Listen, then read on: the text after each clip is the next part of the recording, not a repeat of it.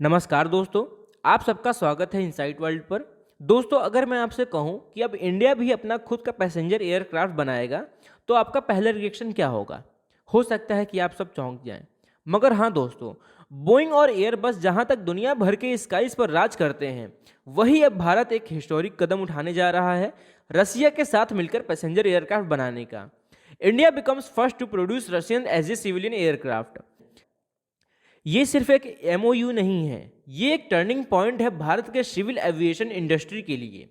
आज हम डिटेल्स में समझेंगे ये एयरक्राफ्ट क्या है, रशिया के साथ पार्टनरशिप का रीज़न क्या है और इंडिया को फ़ायदा क्या होगा, और सबसे बड़ा, क्या ये बोइंग और एयरबस को चैलेंज कर पाएगा। तो सबसे पहले दोस्तों, एक बात समझिए, दुनिया के एविएशन सेक्टर में दो ही बड़े प्लेयर्स हैं, बोइंग और एयरबस, एक अमेरिका का और एक यूरोप का। जो भी आप कमर्शियल फ्लाइट लेते हैं, चाहे इंडिगो हो, चाहे एयर इंडिया हो, चाहे एमिरेट्स या चाहे लुफ्थाना, 95% चांसेस हैं कि वो बोइंग या एयरबस का एयरक्राफ्ट होता है।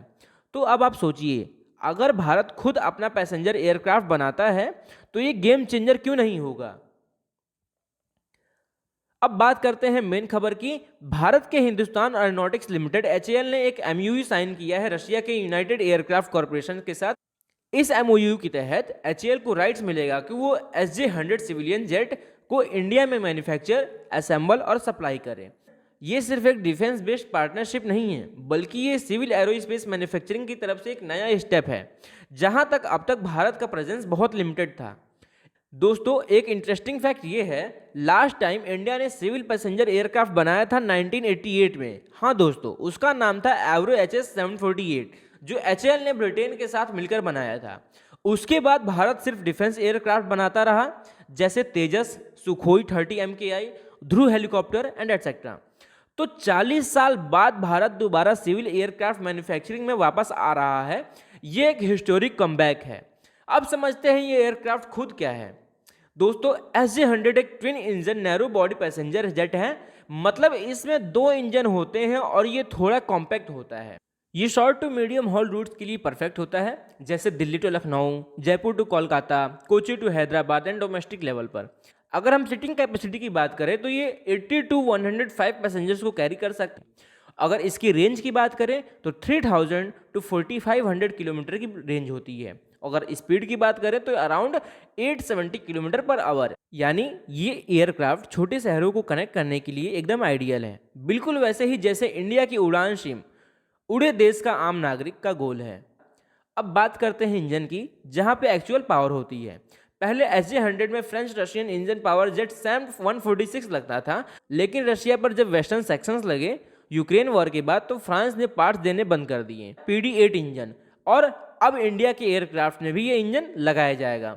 ये एक बड़े टेक ट्रांसफर का साइन है, और इसका मतलब है कि इंडिया को एयरक्राफ्ट के साथ साथ इंजन टेक्नोलॉजी भी सीखने का मौका मिलेगा। एक इंटरेस्टिंग थ्योरी ये है, रशिया के पास एयरक्राफ्ट तो हैं पर मार्केट नहीं, और इंडिया के पास मार्केट तो है पर एयरक्राफ्ट नहीं। तो दोनों का पार्टनरशिप एक विन विन डील है। रशिया अपने एयरक्राफ्ट को इंडिया के थ्रू ग्लोबल मार्केट्स में पुश करेगा और इंडिया खुद को एयरक्राफ्ट मैन्युफैक्चरिंग हब बनाने की तरफ ले जाएगा। इसको कहते हैं स्ट्रेटजिक अलाइनमेंट, एक तरफ जियोपॉलिटिक्स, दूसरी तरफ बिजनेस एडवांटेज। एचएएल के एस्टिमेट्स के हिसाब से अगले 10 साल में भारत को 200 से 250 रीजनल जेट्स की ज़रूरत पड़ेगी। और अगर हम साउथ एशिया के रूट्स देख लें, जैसे नेपाल, भूटान, बांग्लादेश, श्रीलंका, तो और 300 से 350 एयरक्राफ्ट चाहिए। यानी टोटल मार्केट पोटेंशियल 500 से भी ज़्यादा। और अगर इंडिया खुद ये मैन्युफैक्चरिंग करता है तो सोचिए कितनी जॉब्स, रिवेन्यू और एक्सपोर्ट्स क्रिएट होंगे। एक एग्जांपल लो, अगर एक एयरक्राफ्ट की एवरेज कॉस्ट $35 मिलियन है, तो 500 एयरक्राफ्ट का मार्केट पोटेंशियल अप्रॉक्स $17.5 बिलियन से ज़्यादा का होगा। Advantages for India, make in India and आत्मनिर्भर भारत बूस्ट। इंडिया खुद मैन्युफैक्चरिंग में ग्लोबल प्लेयर बनेगा। Second, employment generation, thousands of engineers, technicians and workers के लिए नए opportunities. Third is regional connectivity, उड़ान सिम के लिए perfect, tyre 2 and tyre 3 cities को कनेक्ट करेगा। And fourth is strategic independence, कल को अगर सैंक्शंस लग जाएं तो इंडिया खुद अपनी एयरक्राफ्ट सप्लाई मेंटेन कर सकता है without Boeing and Airbus dependency. अब दोस्तों हम लोग कुछ छोटे छोटे चैलेंजेस की बात करते हैं। अब यहाँ तक सब कुछ ड्रीमी लग रहा होगा, पर दोस्तों रियल वर्ल्ड में हर एक प्लान के साथ कुछ चैलेंजेस आते हैं जो हम डिस्कस करते हैं। जैसे कि पहला चैलेंजेस है सर्टिफिकेशंस का। एयरक्राफ्ट बनाना आसान है, पर उसका सर्टिफिकेशन लेना डीजीसीए और इंटरनेशनल अथॉरिटीज से ये माउंट एवरेस्ट क्लाइंब करने जैसा है।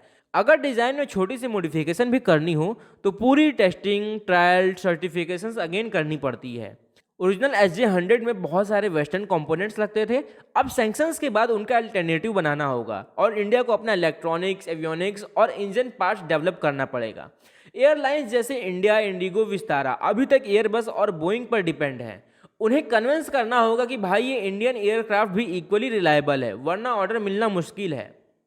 और दोस्तों एक रिस्क ये भी है, कहीं ऐसा ना हो कि एयरक्राफ्ट के पार्ट्स बाहर से आएँ और इंडिया सिर्फ उन्हें असेंबल करे। रियल मेक इन इंडिया तभी होगा जब इंजन से लेकर के सीट तक सब इंडिया बनाए। जियोपॉलिटिक्स में कुछ भी हो सकता है। अगर टुमारो अमेरिका या यूरोप ने इस डील पर ऑब्जेक्शन उठाया तो सप्लाई चेन फिर से अफेक्ट हो सकती है। जैसे कि आप देख सकते हैं अभी ट्रंप ने इंडिया को रशिया से ऑयल परचेज करने के लिए भी वार्निंग दी है। ये डील सिर्फ इकोनॉमिक्स नहीं, स्ट्रेटजिक भी है। इंडिया एक तरफ रशिया के साथ रिलेशन मेंटेन कर रहा है और दूसरी तरफ यूएस यूरोप से भी टाइज बैलेंस कर रहा है।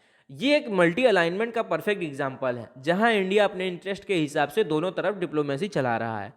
और हाँ, ये डाइवर्सिफिकेशन भी है। अब हम सिर्फ वेस्ट के एयरक्राफ्ट पर डिपेंडेंट नहीं रहेंगे। अगर ये प्रोजेक्ट सक्सेसफुल होता है तो इंडिया के लिए डोर्स खुल जाएंगे अपना मीडियम रेंज एयरक्राफ्ट डेवलप करने का, अपना इंडिजिनियस इंजन मैन्युफैक्चरिंग हब बनाने का और फ्यूचर में एक्सपोर्ट्स भी करना। एक दिन आप और मैं इंडियन मेड पैसेंजर एयरक्राफ्ट में बैठ कर कहेंगे यार ये भी मेड इन इंडिया है। तो दोस्तों हम क्विक रिकैप लेते हैं इस वीडियो का। India plus Russia SJ-100 production deal, HAL को मैन्युफैक्चरिंग राइट्स, 40 इयर्स बाद इंडिया सिविल एयरक्राफ्ट बनाएगा, aircraft capacity 80 to 105 passengers, range 4500 kilometre, boost to make in India, jobs and regional connectivity and their challenges is certification, supply chain and sanctions. Long term goal self reliant aviation power. दोस्तों एक challenges आपके लिए है। सोचिए अगर आपको design करना हो एक इंडियन पैसेंजर एयरक्राफ्ट का तो उसका नाम क्या रखेंगे? कमेंट बॉक्स में लिखिए। बेस्ट कमेंट को हम नेक्स्ट वीडियो में फीचर्स करेंगे।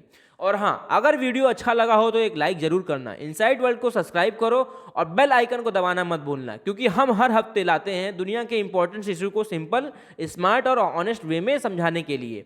मैं हूं प्रदीप सिंह और आप देख रहे हैं इनसाइड वर्ल्ड। सोच बदलो, दुनिया समझ लो। मिलते हैं नेक्स्ट वीडियो में। जय हिंद।